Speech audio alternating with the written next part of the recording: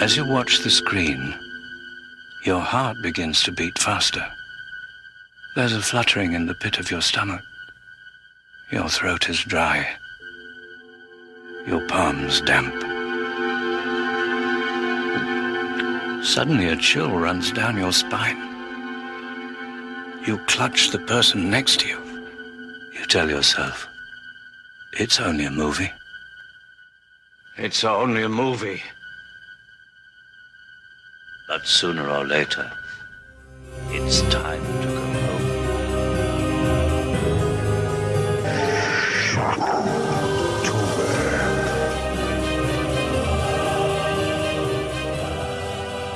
Welcome to Film Strip. I'm Jay, and I'm excited to welcome to the show Gory Cory, teen horror blogger, co-host of the Scream Teens podcast, and Fangoria's teen correspondent. Cory, thanks so much for joining me in this episode of Film Strip. Thank you so much for having me. Absolutely. And we're here to review Starry Eyes, starring Alexandra Esso, Amanda Fuller, Noah Segan, Maria Olsen, and Louis Desserron. Written and directed by Kevin Kolsch and Dennis Widmer. Released in 2014 off a Kickstarter campaign. Marked critical acclaim. Movie has been cemented in modern horror pantheon for years. Cory, what's your background with Starry Eyes? So I first saw Starry Eyes a couple of years ago when I took a horror production course at USC from Dr. Rebecca McKendry, and she highly, highly recommended this film, and we watched it in her class. And then actually we were lucky enough to have the directors come in and talk to us about it and give us like a little Q&A, and it was just the coolest thing. Oh, that's awesome. You actually heard it from the source. So you are the expert on this. Literally, it was so cool. And I grew up acting as a kid, so I really felt like I knew what this movie was going for. I can only imagine what that is like. I have talked to several of my friends who have done acting and things like that about this, particularly a few scenes of this, and we'll get into that as we get into it. But yeah, this one for me was one of those I ran across during a time when I was just finding like new horror on I think Prime had just a run of it before Shudder became a thing, and I think I ran into this and Hush and all this sort of run in the 2010s that I call it, of just really cool, smart horror. And I watched this, thought, oh man, this is really cool. This and like The Last Shift were sort of in the same evening or whatever. Yeah. Big fan of this, thought it was cool. Kept up with the directors. I actually liked the Scream TV show, even though I am way old to like that show, but whatever. I like the movies. So the Scream TV show is one of my all-time favorite shows ever. Because it's really smart and well done. So I got into that. So I was keeping up with these directors. They did the Pet Cemetery remake, and we haven't reviewed that here on Film Strip. We did the original years ago, and I actually love that movie. And I liked the remake. The only thing I would say, and I don't think it's the director's fault, is that whoever made the trailer blew like the coolest part of that in the first 30 seconds. I'm like, no, you saved that, but whatever. We can talk about studio film problems all night, but Starry Eyes that really stuck in my head because not only the subject matter, but just the way it was done. And then the more I dug into it, and I'm curious to hear your perspective too, having heard from the directors that this was a script they had, and they literally put this together from groundswell funding. Yeah, it's totally like the characters in the movie go along with this film and the making of it so well, because it's just a bunch of indie filmmakers that are like getting together and just doing stuff. And that's exactly what this was, which is really cool. Now, that is really cool. And again, it's a cool story. So maybe for the uninitiated, I'll give a quick plot summary and we can get into this thing a little bit. Alexandra Esso plays Sarah, an aspiring actress struggling to make her way in Hollywood like so many. She works at a pseudo fast food joint in between auditions, acting classes, and continual rejection. She has a group of friends, some of whom are aspiring artists and indie filmmakers as well, and whom she keeps at a distance, though, while she seeks her path to fame and fortune.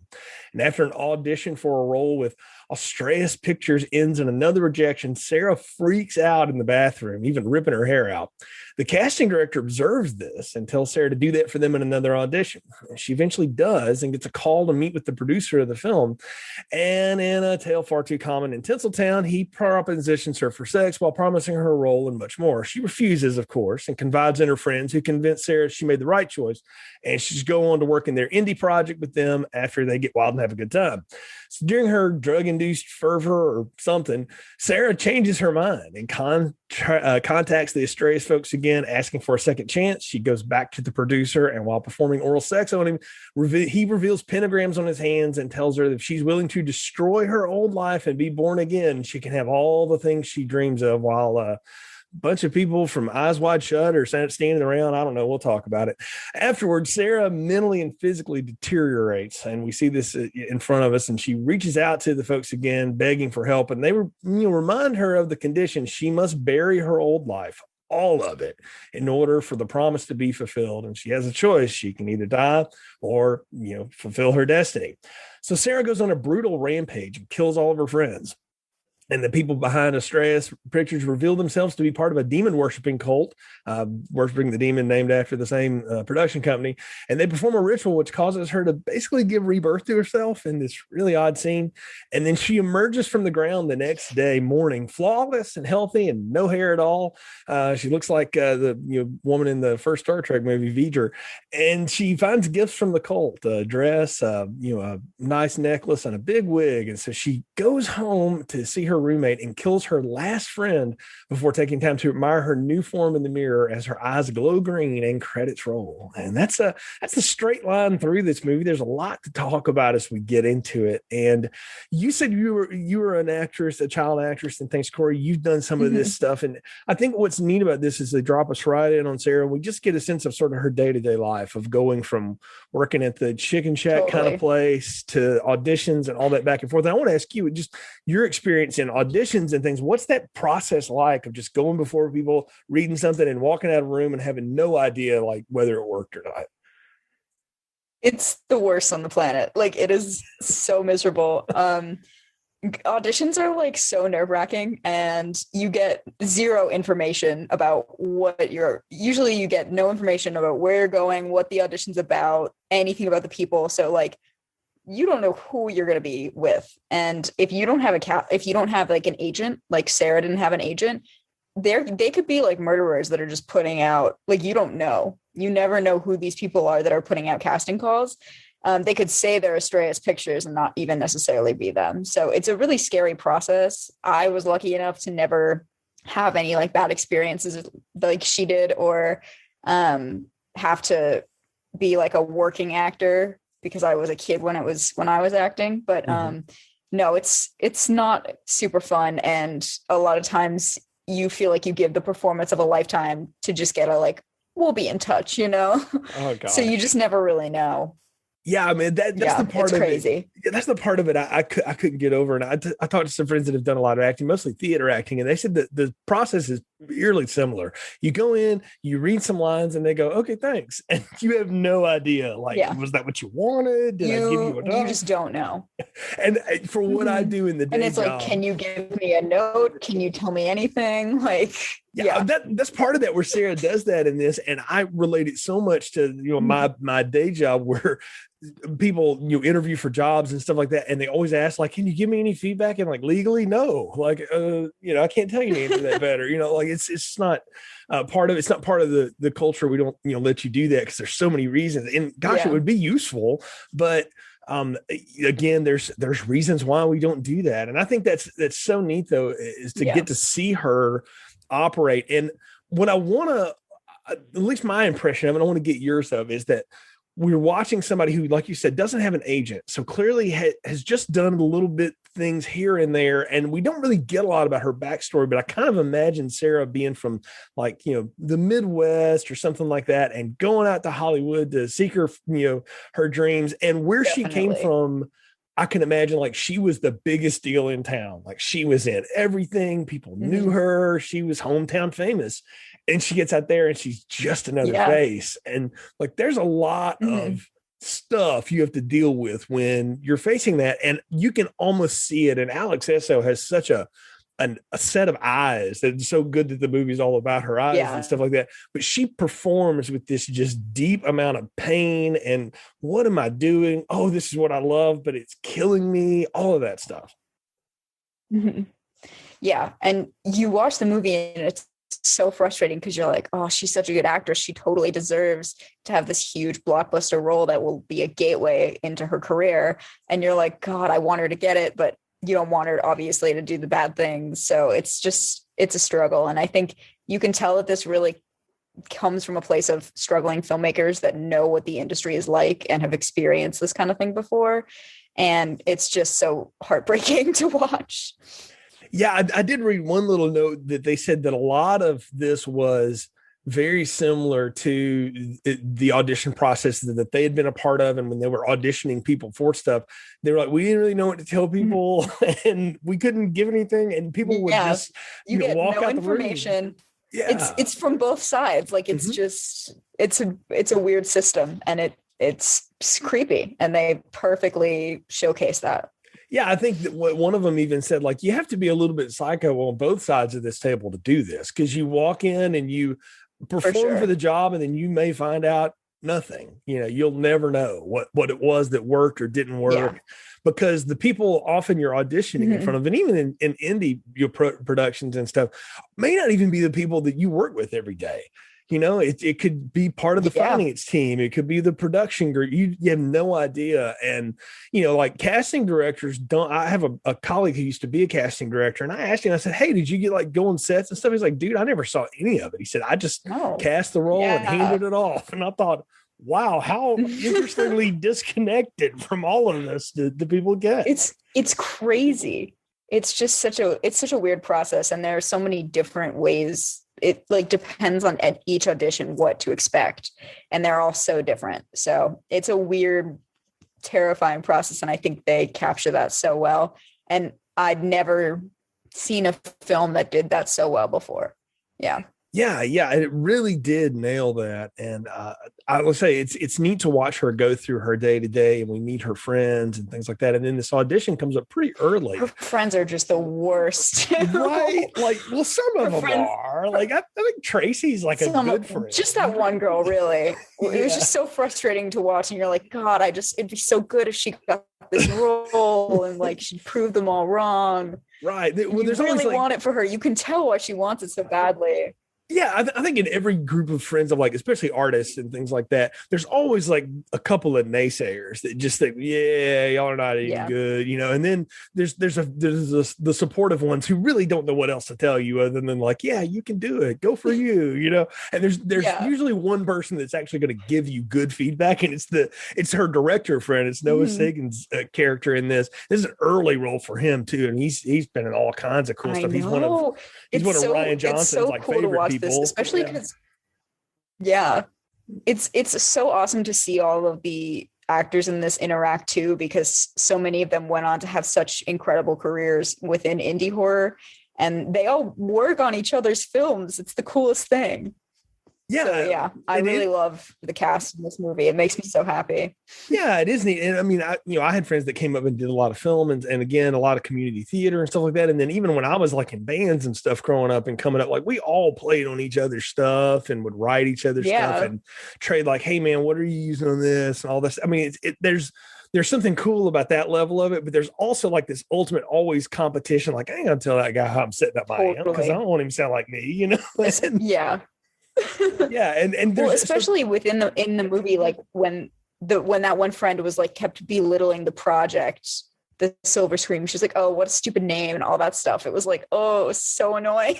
I know, but I do think that there is this, and it still exists today, and for reasons that will baffle me until I'm gone from this earth, as to why people look down on horror movies as a bad thing. It's most people's gateway into anything. It's cheap to make.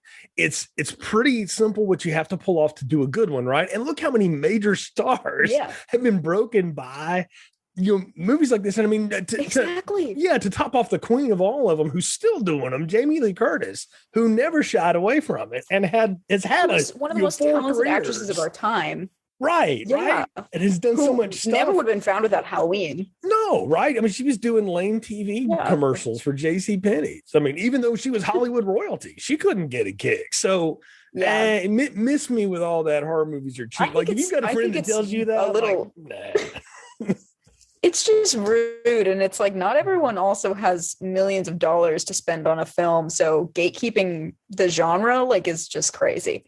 But that's why I'm so thankful for a service like Shudder and things like that. And even what Hulu's done to fund and you know, Blumhouse has been notorious for this for years. Definitely. I shouldn't say no. But I mean, they funded a lot of stuff. So, I mean, you may not like the Paranormal Activity movies, but the money that they made a lot of stuff you do like. So, and that's how, I mean, and look, and they also made so many filmmakers be able to be recognized and be able to actually work. And so it's like, whether or not you like the movie, it did so much for so many people. So yeah, I got bad news for anybody that likes those Lord of the Rings movies. New Line Cinema ain't got no money to do that if Freddy doesn't exist. So like that's where that started. Like they will tell you that. It's all Wes. Bob Shea will tell you that to this day. So, but I mean, exactly. That's the fun part of this, though, is getting to see that. I'm going to use that. That's a good point. But it is a peek behind the curtains on how these things get made and from the maker's point of view, right? And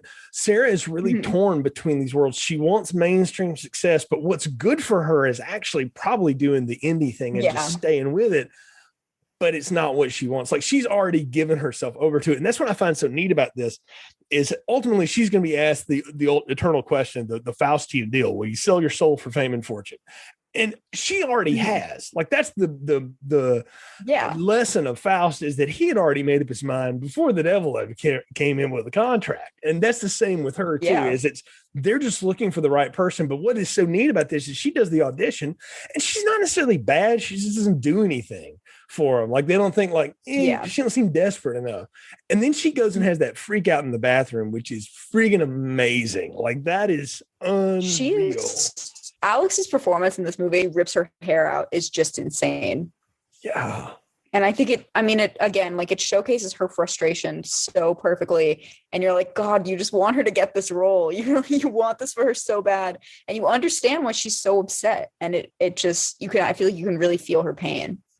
Absolutely. I mean, you really do feel like she's literally to the point where she's going to tear her hair out, you know, because she can't deal with it anymore. It's like that line. There's an all-time low song I love called "Forget About It," and it's like there's some days I think we're going to figure it out, and there's other days you make me want to tear my fucking hair out. And I'm like, yes, that's exactly where she is at this point. Totally. Yeah, but what's neat is she opens the door up, and there's the casting director who.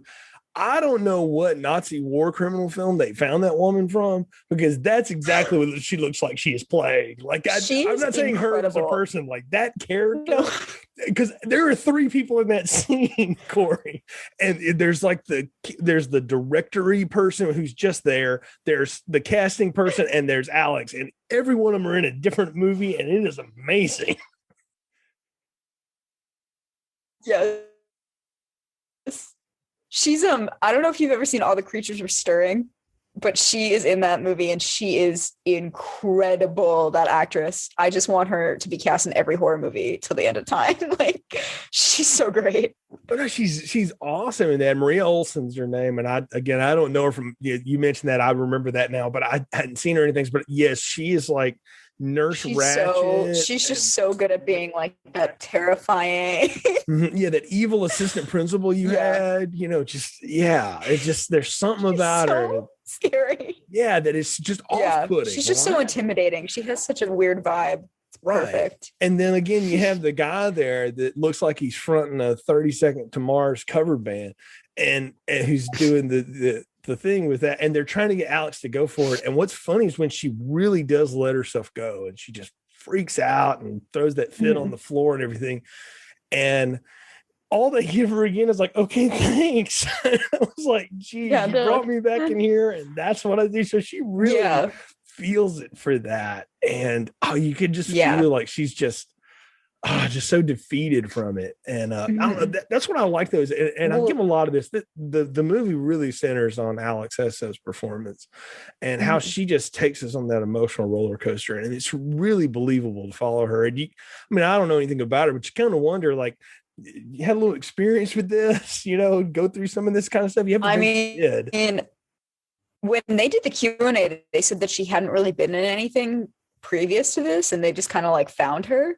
And she was so perfect for the role, and they just got really lucky. And I just think that is insane, because wow, looking at her performance, like, I can't wait for her to be an A-list star. Like, she has to be. She's so talented that I'm just waiting for her movie to come out. Right. Like you just keep waiting for that next thing for her. So it's incredible that they were able to find her like that. That's amazing that they just picked her out of a crowd like that. So that's the magic of Hollywood, though. And, even on the indie scene, you find people that are just like, they just have a thing. And, next thing you know, they're there's billboards somewhere or whatever. Hopefully not at the price that the character pays here, as we'll get into. So she gets that's changing. Yeah, please let it be. We'll get to the ultimate one, but the callback, the first callback, is the thing that gets me. And apparently, like, this is based on, again, experiences the directors had, not themselves putting on, but where they just walk in and they tell somebody, like, okay, we just need you to kind of strip down, like,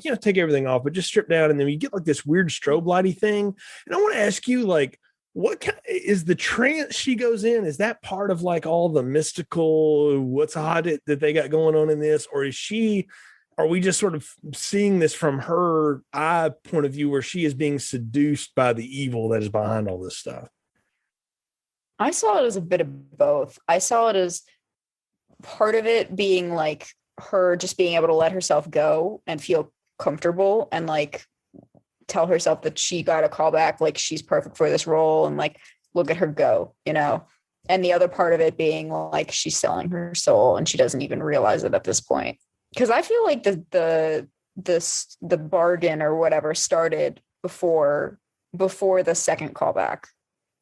Oh, I agree, because you can tell them the way she's talking to her friends about, like, I really hope I get it. Like, there's something about this I'm just drawn to, right? Yeah. And I think it's like I said earlier, the fable under Faust is that he had already decided to do it before there was ever a deal to do it. It was just waiting for the opportunity.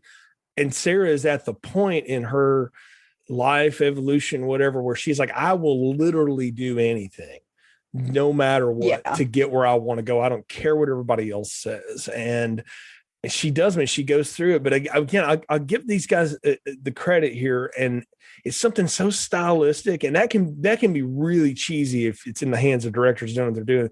But they both do a great job of making that scene work. Cool. Yeah, it's very hypnotic. And the little flashes of her with like the blood are so crazy, and it's so quick, and it just really just puts you off center. Like it's so bad, but it's gorgeous. Yeah, I mean, I was like, these guys definitely grew up watching Friedkin's Exorcist, and like have seen every cut of that, known to exist, and have seen all those things in between, because that's what makes that so freaky, is all the intercut stuff. Like, you see it, but you don't, but it's there. It's so just like disturbing. Yeah. And I mean, that's one of the things, like, I will say about this movie in particular that makes it so fun to revisit, is you catch more every time you see it, because you know what's going to happen. You're not trying to absorb so much. So now you can catch all that, and it gets even more off-putting. Like, I watched this at home alone, and I'm old, and I'm sitting there going like, man, I'm literally looking around the corner right now in my house. Like, this is freaky. Like, this is really creeping me out. Yeah. It's definitely the kind of movie to put on in the dark. Like, that's the best part of this for sure. Yeah. Yeah. So they bring her in. So effective. Yeah. Oh, yeah. Yeah. They bring her in to meet the producer. And I mean, I don't know who Louis Desseron is either, but please cast him as your evil henchman. Amazing. Person. This dude is awesome, because clearly he's like this ultra Satanist demon worshiper or whatever person, but he also just plays off the stereotypical sleazeball producer, the Weinstein, all the stuff we've heard, right? And that you knew existed anyway, but nobody talked about it. The quiet part out loud is what I call it. This was even before the Me Too movement. So they were really like, They were way in front of it. But I mean, the thing is, and you know, you read all the accounts from people that have come forward since the Me Too movement, and more power to them to do so, because that should have been called out decades ago. Let's just say it. But they talk about this has been going on forever. You know, this has been going. And well, it's like you look at this movie because it was 2014, and you just think about how or how much of it was so prevalent and so very clearly something that everyone could recognize and be like, oh, we all know this story. So it's not like we didn't really know it was happening. You know, that's the whole plot of this entire film is the Me Too movement, basically. And it's like, it's just really sad that, you know, it took so long to get where it is, I guess. Well, it is. And it's also like the twist of it is that, you know, this is happening, but also everything you've always heard in church is true, that Hollywood is run by Satanists. And this is how it works, you know, and like that playing into that though. Exactly. It's the funny part is like, oh, it's wow. So great. Yeah. Like we were right. You know, like that's the scary part of it. It's like, okay. Yeah. I mean, like that's what brings the horror to it though. And that's what I'm saying. Like nothing we're talking about things that are horrific in real life, but there hasn't been any real horror yet in this horror film, except that they're now making the quiet part out loud on two fronts at the same time in front of you. And what's neat is that you see Sarah's choice is that she is put off by this. Like she has said, I will do anything, but clearly she has a line, and good for her for having that line. She should have that, but she has said, nope, we're not doing that. And she runs and she goes back. And I want to ask you what it is you think finally changes her mind, because we got to talk about what happens. Like she quit her job because she got the call back because she was so sure she was going to get it. And now she's like, what am I going to do? I can't pay rent. I can't do anything. And her friends are giving her like, on one hand, they're giving her, you know, a little bit of credit for it, but they're also like, great, now we got to drag her around for another month. You know, like they're not as sympathetic. No, I think you especially see, I feel like Sarah is very isolated from her friends throughout this entire film, and she feels like a very different character as opposed to them, because they're out drinking every night and she's working. Like she's auditioning, she's working, she's doing her best to get where she can, and they're still in the same place. And she feels like she's not moving upwards, even though she's doing exactly what she's supposed to be doing. So I think this is also a really interesting take on like the society that we live in at the moment in America, and how we have this ideal of like the American dream and working super hard. And if you work hard, you'll get to where you want to be, when that's clearly not the case. And for a lot of people, it's not possible. So it's a really interesting take on that, I think. And I assume she just feels so fed up, and she's like, look, what's the difference between, you know, working my entire life to do nothing and doing something awful to get where I want to be? I feel like that's sort of her breaking point of like, does she want to work at Taters forever? No. Yeah. Does she want to be a roommate with these friends that she doesn't like? You know, like she'll do anything. Right. And I mean, she goes through this whole struggle, and you're exactly right. It is the age thing that you go through when you're at her age, when you're in your 20s and you're supposed to be all, you know, adults and whatever the heck that means and all that stuff. And you're trying to figure out, what am I supposed to do, you know, with this? And you know, like I remember watching like Buffy the Vampire Slayer, and like season 6 is kind of lousy as a Buffy season, but it's a really good metaphor for what it's like to be a young adult. Like it sucks because you're not really responsible enough to be responsible for anything, but you also don't know what you're supposed to do, but you're supposed to know. And it's this constant push and pull between all that stuff going on in your head. And there's nobody around you in the circle that you trust the most who can really advise you, because they're in the same boat you are. And that's the thing with Sarah is that her friends, some of them are better for her than others. Like I would say Tracy, the roommate, and the director, like they're probably on her side. The other people, like, you know, like when one of them gets a nosebleed randomly and she kind of laughs at it, like I was with her. I'm like, yeah, she got to deserve that. So I mean, that's so horrible to you about everything. So, but in the movie's logic, what we're seeing is her seduction to the dark side, if you will, because she already went in kind of predisposed to, I'm open to this idea. And we've seen that in her trance and her visions and all this stuff. I mean, she sees what she might look like and all of these things. And it's when she's partying with everybody. I don't know if he gives her like ecstasy or something like that. And they're all jumping in the hotel pool they live in, which I'm sure your neighbors really appreciate that. Thanks a lot. But whatever. They're out there doing all this stuff. And in that moment, she's like, you know what? Wait a minute. She finds clarity there, right? So she changes her mind and she makes that phone call and she just leaves a message. And like 20 seconds later, the phone rings, which I was like, wow, if only it was that fast, to turn around. Right. And they're like, you'll be here in an hour. And when she goes back, like you hear the echoes again of what the producers laid on. She not only has he propositioned her, like, you got to have sex with me or whatever for you to get where you want, but what he has laid on her is that she can transform and she can become all these things. Like he's deep in this and she's taking all that as metaphor. When what I look at after you've watched the movie and you know the secret, I'm like, I kind of give the dude credit. Like he's telling you pretty much like, you got to kill everybody, He told her exactly what was going to happen. Right. And then it happens. And that's what's amazing is, and again, is I'm looking at this and I'm thinking, that's kind of the neat part of evil though. And I think when evil is represented well in a movie, and evil gets lines to talk. It's not just a force moving around. Is when you boil it down. You're like, evil is not telling you anything that's not true. Because why would evil lie? There's nothing to gain in it. They just don't think you'll believe it. Which like that almost. Again, I feel her frustration totally, and you can kind of see why she takes the steps that she does. Because like again, everything that she knows is like, you have to work hard to get where you are. You have to do this, this, and this. You have to work this job so you can pay the bills, but you have to be an actor on the side and you have to take acting classes and you can't party with your friends and you can't do anything. You have to work, work, work. And that's not getting her anywhere. So it almost feels like evil, the evil side, the cheating way kind of is like the way to go. Right. I mean, that's what you hear.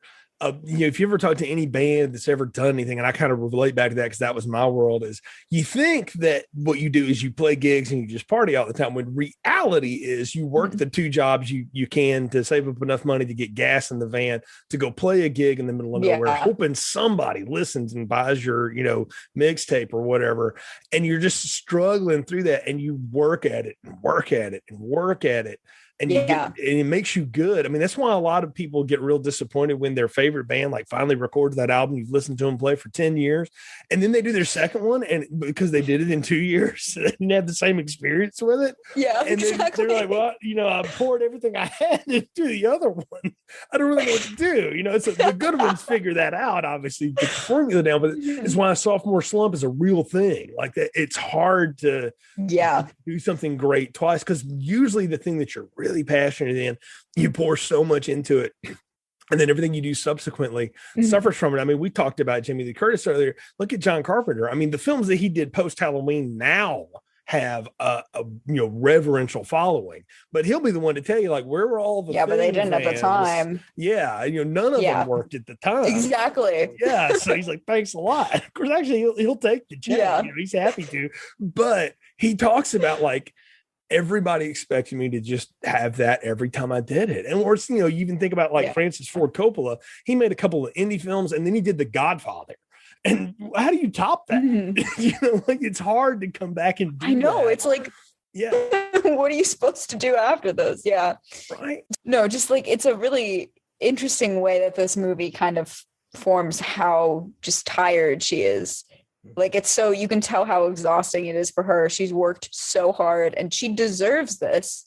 And she deserves it, but you just don't necessarily want her to go to the dark side. But it's also kind of like, if she goes into this indie film, is she actually going to get the lead or is this other actress going to get the lead? And like, is he going to ever film this film? What's going to happen with that? Like, you don't know anything.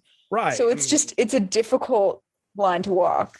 Yeah, I mean, you see him making out with the other potential actress at one point that before she goes back to the producer again, and maybe that's what sets her off. She realizes that like, this is the more like true to myself way to stay with y'all or whatever. But honestly, like I don't care about this. I want to be the. She doesn't want that. Yeah, she wants to be the star, and There's nothing wrong with that. You know, you just have to accept it. And it's like, well, she worked hard. She worked really hard for that. So you want her to be, but it's just, she just can't do. And it feels like she has no other options, you know? And that's why it's so sad to see her go through the lengths that she's going to go to get this part. The only thing that makes this scene remotely watchable, though, is the fact that this actor goes into his own little trance. And again, like I said, the extras from Eyes Wide Shut show up, and he starts rambling into this whole, like, the world will open before you and everything will fall. And he's repeating all this, you know, you must destroy everything. And I'm like, man, this guy is talking way too much for one thing during an intimate moment.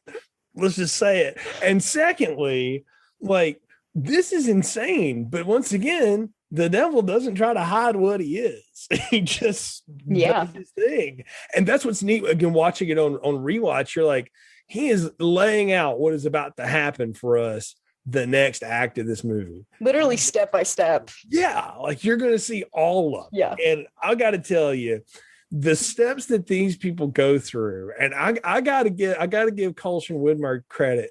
They didn't have money for effects. Like, they did very little stuff. Yeah. And SO too, because when she starts spitting maggots up, and that's real stuff and all of that. Oh my God. It is so disgusting. Yes. It's her at the end too, when she's ripping out all her hair. Yeah. It's so gross. It's right out of Cronenberg's I don't know how they did that, but it was so well done. Yeah. Well, I mean, you know, and I'm sitting there, and so I started talking I talked to some of my friends that have done things. I'm like, how do you do this stuff? And they're like, oh, you know, good skull cap, cheap wig, you tear that apart. Like, it actually will look good if you light it right. And it's the thing about indie movies that are usually what makes them look so cheap is nobody knows how to light anything. Unless you get people that know what they're doing with them. And these guys obviously knew what they were doing. Adam Brickner, the cinematographer, knew how to set it up, much like Carpenter had Dean Cundey, who's a legend in Hollywood and will go down as one of the greatest cinematographers ever. If you know somebody knows how to set the camera up and light it right, it'll look good. And then it's on the performers. And when she, again, as she becomes this sort of deteriorating version of herself, Corey, it is unsettling, but I can't take my eyes off. It's really hard to watch. Yeah. It's gross. But I'll say it's really fascinating to me because there are a lot of directors that have this one philosophy that you have to break an actor down into nothing, and you have to psychologically, like, torture them basically so that they become a blank slate that you can kind of create whatever character you want up off of them. And I think that's another thing I really love about this movie, that it points out that, because, you know, there are so many roles that have killed actors. Like, when you think about like the Joker and Heath Ledger and that kind of thing, like the amount of psychological distress that certain roles can cause and certain directors can cause, like Kubrick and Shelley, it's so unsettling and disgusting and horrific that I think this movie, I'm really glad this movie like called that out in a way. Yeah, absolutely. Because there is that school of where I'm just going to, torture this person to get the performance I want out of them versus which is not a form of directing. No, it is not. That's just being awful. That's a form of being a horrible person. Yeah. People can go back and listen to our Kubrick retrospective. Kurt and I did all the Kubrick films through the years here. And we'll always talk about like the pains he put somebody through to get, and you would just wonder, it's just not, like, and you see the damage it did to so many people. And that's the thing though, is you're seeing this, and to realize that there's this other side of it. I call it the Clint Eastwood, Harrison Ford dichotomy, where you just say, okay, go. And then Harrison Ford goes, let's play pretend for 2 hours. And you just do your thing. And then it works out great. Like, you don't have to live what you are to be. And I get method acting. I think that's neat, but the best method actors know how to walk out of it. And even Lee Strasberg would tell people. And I think there's a very fine line between like method acting and going crazy. Yes. Because when you hear the stories of like Jared Leto sending, what was it, like rats to his co-stars and stuff, that is, again, taking it a little too far. Yeah. Like you're and I just think there are certain. Yeah. There's a lot of like self care that needs to be done. I think there are boundaries. Like, yeah, the best ones know how to handle it, know how to go there, and then pull back and pull each other back too. I mean, that's, the actors that I know that, again, still do theater and work, they talk about doing these really deeply intense things, but they always have time afterward to joke about something, or talk about my cat or whatever, just to decompress all that stuff. I mean, you have to like drop definitely. all that heinous stuff from yourself, or else you'll be eat up with it. What is neat to watch here, though, sure. and back to this movie is, again, there's the metaphorical part of it, but then there's actually what's just happening to Sarah and watching it, and now we're in the horror movie. Like, yes, this is what I came here for. This is insane, and her fingernails are falling out. I mean, it's everything you can think of. And she gets into that great argument with her roommate about, like, hey, you're going to have to eventually pull your weight around here, yada, yada. And I love when she turns back into her bedroom after slamming the door on her, there's just this stack of cash there, just magically. Yeah. And the way she just throws it at her, it was like, oh, it's wow. So good. Yeah, it's so good, but it's also like when you realize, like, oh, she is so screwed. Like, she is not coming back from this because they are literally funding her demise. Yeah, and it's wild. And when she gets to the point, Corey, where she's writhing on the floor, she doesn't know what to do, and she calls them to go, what have I done? What can I do, or whatever? And the producer repeats that back to her, like, I told you, you have a choice. You can either die and be nothing, or you can be reborn, but you have to destroy your life in the process. And he just goes on that whole little sermonette again. And there's a look on her face. And I love how she interprets it as the look on her face. It's crazy. And like, when I first watched this, I was like, oh, she's just gonna leave, her apartment. She's never gonna speak to her friends again. No, she interpreted that as like, go after them and murder them, which I thought was maybe a little far. But in the motif, you get it. Like, there has to be human sacrifice for, but it works. Right. And again, to play with the idea of, like, how many people did you kill in Hollywood to get to where you are? 5. I mean, that's what happens here. And that's what's so neat is that look, again, Alex Esso's face, that look when it just the light bulb clicks on, like, oh, I just have to kill all these people? Well, I hate them all anyway, except for maybe Tracy. So that's okay. And I mean, like, and she's not home. I've gotten this far. Right. And so she puts on the hoodie, she goes over and she sees I love it. It's the first one she gets is Erin. We talk about the other actress that's just been giving her hell this whole time for, you're going in silver screens and all this stuff. And when she looks at her and she sees her face, and it's one time when, like, the original poster of this movie is amazing. It's her face with all the cuts and all that stuff. And you see, like, I call it like her Fly versus the Exorcist face. And I'm like, man, the makeup job here is tremendous for a movie that was made for nothing. Oh my God. Right. Again, it's hard to watch. It is. But on the other hand, like, from the artistry point of view, I'm going, how did you do that? Oh my God. It's incredible. Yeah. It's great. She's like, please go to the hospital. And when she cuts that other girl with the knife, I mean, cuts her on the face too. I'm like, oh, it's on now. Like, it is. I mean, she's no more empathy, no more humanity left. Like, she's ready. Yeah. And she goes on and she brutalizes her. Right. And then she realizes she's not dead yet. So she suffocates her. That's when I'm like, this is gone full Breaking Bad now. Like, we're just going to choke the dude out. And it lasted for so long too. And she it's uncomfortable. Like, you think she would take a moment where she'd be like, wait, maybe I should stop. No, she was not stopping. She was so sure of all of this. I mean, because again, it's threshold. Honestly, part of it, you're kind of like, okay, yeah. Listen, I value her ambition. Maybe not. Good to have a dream. Yeah, but when she goes outside to kill Danny, but I give her credit for how far she's willing to work. Right. But she goes outside to kill Danny, the director, and she gets that weight, and she just turns his head into just a pile of mush.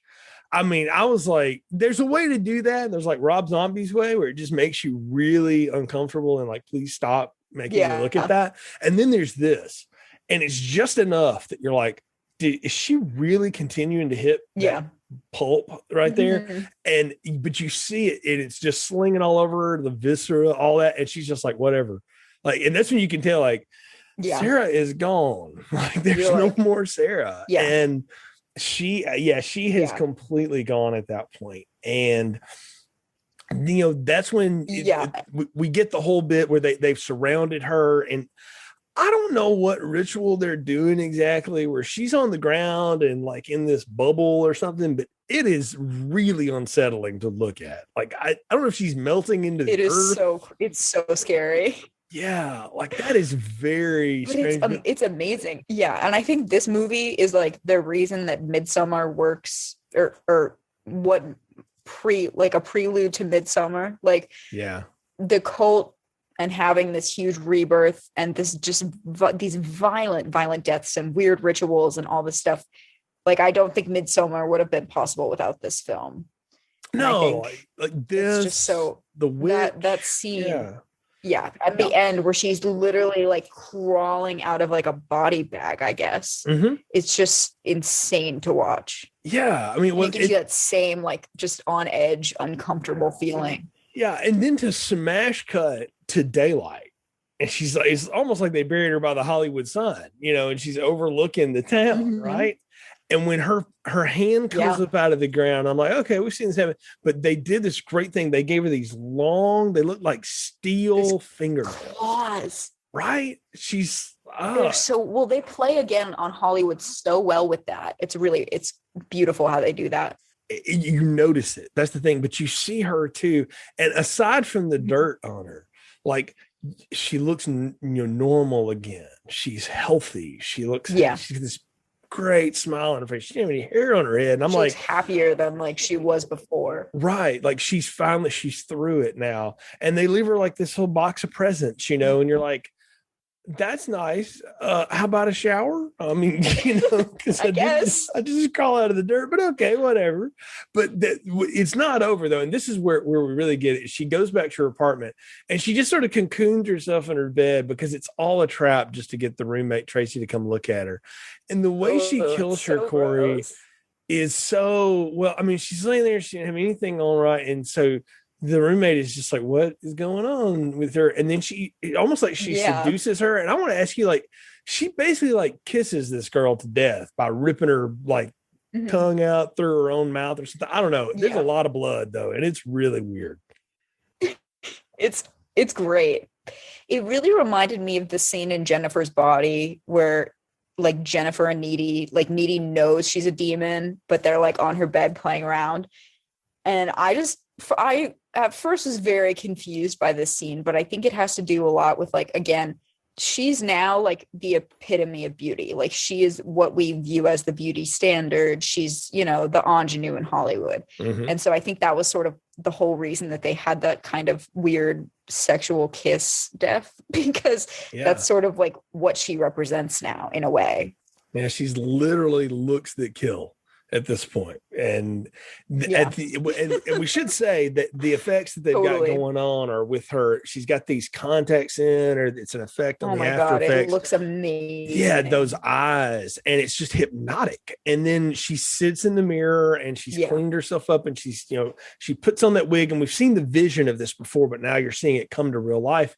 And you're like, Sarah got exactly what she bargained for. They gave her everything she said she wanted, and you see those eyes glow, and you're like, she gave up her entire life, and and several others to get to this point. But that's the thing. And what you wonder, and you're left wondering with, like, is she now just like this demon incarnate, or is she going to go and become a big star? Like, I almost wanted like a coda to the movie where you see her in lights and all this stuff. Totally. Well, one thing I wonder is like how, because stardom only lasts for so long, especially when you're a woman, because, aging, that kind of thing. I was like, how long is this going to last for her? She has 10 years left till she's 30. Like, when's that gonna, I don't know. But I think it was that's such a horrifying ending. She's so pretty and she just looks so good and confident, but they just made it so terrifying to watch. And you're kind of like happy for her, and then you're like, well, good for her, I guess. But it's just so unnerving. Yeah, it's you realize what she had to go through to get there, and then again, you think about, like, well, what do you have to go through to become famous? You think, is it worth it? Yeah, is it worth it? Mm-hmm. and it's left ambiguous. So again, maybe I'm wrong, and it's better that they leave it that way, because it does leave you on a great cliffhanger, and you wonder, like, what would happen in Starry Eyes 2, The Reckoning? But we'll never know, because they'll never do that. Thankfully, no one has done that. I'm surprised. You never know. They could. Yeah. You never know. I kind of wonder, good. Like, if this would ever get revisited again, because it is such a cool story and stuff. But yeah, we're at the end of the movie. I hope so. I think it needs more attention. If it could maybe be bigger, if more people saw it. I think especially nowadays too, with just its topicalness, it may be, maybe we're still, it's too raw to go there, but it's definitely one worth seeing, because it just, I don't think so at all. I think it's perfect. The perfect timing for it to get like a cult following is now.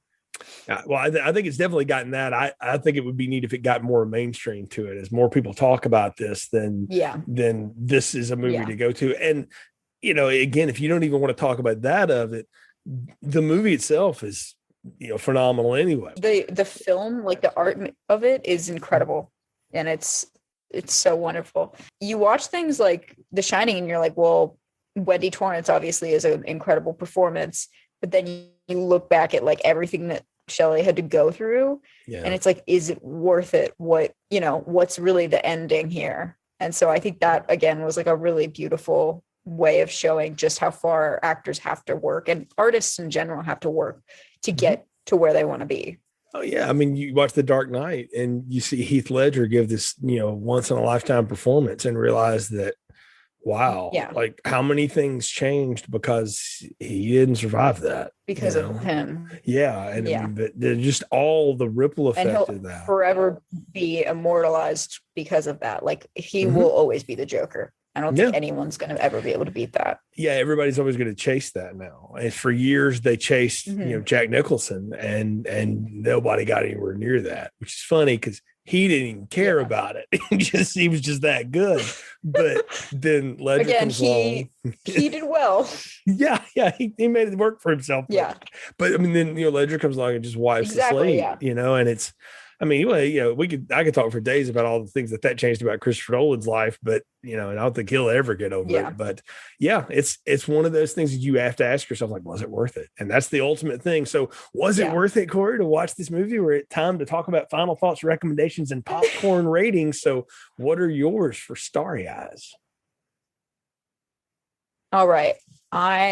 This is like one of my all-time favorite movies, mostly because it's so personal to me watching actors struggle, but I'm going to give it an extra large popcorn. It's, I think, so good, so impressive to watch on such a small budget indie film, how far they were willing to take, or how far they were able to take this, and just how raw and incredible the performances are. I think it's amazing. I'm going to join you. I think this is absolutely extra large. It's one of the best horror movies I've seen in the last 15 years. I mean, it's in the top 5 of new things that have come out. And it, again, such a simple premise, and with no money, and a lot of times they talk about like necessity is the mother of invention. When you don't have a lot of resources, you make do with what you got. And they hit it out of the park with Alex Esso, and it totally works. Everything about this movie just totally works. That's just all there is to it. I mean, it's just a fantastic. It's exactly what it needs to be. Yeah, it's a fantastic performance. It's a fleet movie. It goes by fast, and as unsettling and uncomfortable as it is, that's what makes it great. And that's why it's totally worth watching. So extra large on Starry Eyes for me as well. Corey, absolutely been a blast to have you on the show. How can folks follow all of your tremendous work? Yeah, because you have such great stuff. So please tell folks how they can best follow you and all of the work that you're doing. Thank you. All right. I'm at Gory Cory Horror on Twitter, and I'm pretty much on Twitter 24/7. And then I am at _Gory Cory_ on Instagram. And you can find my podcast, The Scream Teens, anywhere you listen to podcasts on the Anatomy of a Scream podcast network.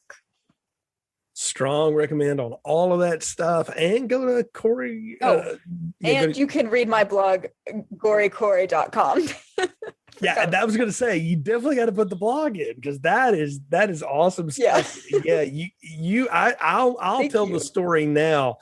You got retweeted in my timeline by somebody. And I thought, this is interesting. And so I just started kind of going down the rabbit hole, and I was like, this is awesome. She really has a great voice. And like, you're writing and all this. And I was like, I'm digging this. And then I heard you on Screen Teens, and I heard you on a couple of shows. I was like, okay, I got to get Cory on Film Strip, because this is just way too cool.